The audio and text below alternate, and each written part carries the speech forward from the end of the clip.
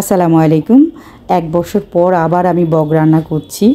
আজকে বগলা বগ দিয়ে গেছে, তো বগ ছুলে দিয়ে যাচ্ছে। তারপর আমি বগগুলো রান্না করে নেব। এই তো সবগুলো ছোলা হয়ে গেছে। এখান থেকে আমি কিছু বগ নিয়ে নিচ্ছি, নিয়ে রান্না করে নিব। চলুন তাহলে কীভাবে রান্না করছি। আমি ঠিক অল্প মশলা দিয়ে একেবারে অসাধারণ করে রান্না করে নিব, কারণ বগের নিজস্ব একটা স্মেল থাকে, এটার একটা টেস্ট থাকে। বিভিন্ন রকমের মশলা দিয়ে এটা ভালো লাগবে না, তাই দারচিনি, এলাচি, তারপর দিয়ে দিয়েছি আমি কয়েকটা কাবাব চিনি আর তেজপাতা দিয়ে আমি ভালো করে পেঁয়াজটাকে ভুনে নিচ্ছি। তো এখন দিয়ে দিলাম এখানে ধনিয়া, দিয়ে দিলাম 1 চামচ ধনিয়া, 1 চামচ লাল মরিচ, যেহেতু আমার এখানে 4টা বগ, আর আধা চামচ দিয়ে দিলাম, মানে আধা চামচের চেয়ে একটু বেশি দিয়ে দিলাম আর কি ধনিয়া। তারপর 2-3 টেবিল চামচ দিয়ে দিব আমি আদা রসুনের পেস্ট, 3 টেবিল চামচ দিয়ে তারপর আমি একটুখানি পানি দিয়ে এটাকে ভালো করে কষিয়ে নিব। যত ভালো করে মশলাটা কষাবো ততটাই খেতে ভালো লাগবে। মশলা না কষালে খেতে ভালো লাগে না। আমি অল্প অল্প করে 2বার পানি দিয়েছি, দিয়ে এটাকে খুব ভালো করে কষিয়ে নিয়েছি। তারপর এখন আমি বগটা দিয়ে দিচ্ছি। বগটা আমি গরম পানি দিয়ে কতক্ষণ ভিজিয়ে রেখেছি, তারপরে খুব ভালো করে বগ আমি ধুয়েছি। যত ভালো করে ধুবো ততই মানে বগের যে একটা গন্ধ থাকে সেটা চলে যাবে, বাজে গন্ধটা চলে যাবে, খেতে ভালো লাগবে। খাসি, তারপর বগ, হাঁস এগুলো গরম পানি দিয়ে ধুয়ে নিলে খুবই ভালো লাগে। আর এমনিতেই আমি সব কিছুই দেখা যায় আমি একটু গরম পানি দিয়ে ধুয়ে নিই, যাতে খেতে খারাপ না লাগে। তো এখন ভালো করে কষিয়ে নিচ্ছি, একটু লবণ দিয়ে খুব ভালো করে কষিয়ে নিব। তারপর আমি 1 লিটার পানি এখানে দিয়ে দিচ্ছি।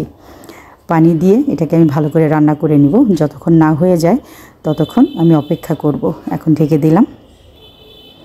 তারপর কিছুক্ষণ পর পর আমি ঢাকনাটা উঠিয়ে নেড়ে চেড়ে দিচ্ছি, কারণ নেড়ে না দিলে এটা পুড়ে যাবে, তাই আমাকে এই রান্নাঘরেই থাকতে হচ্ছে।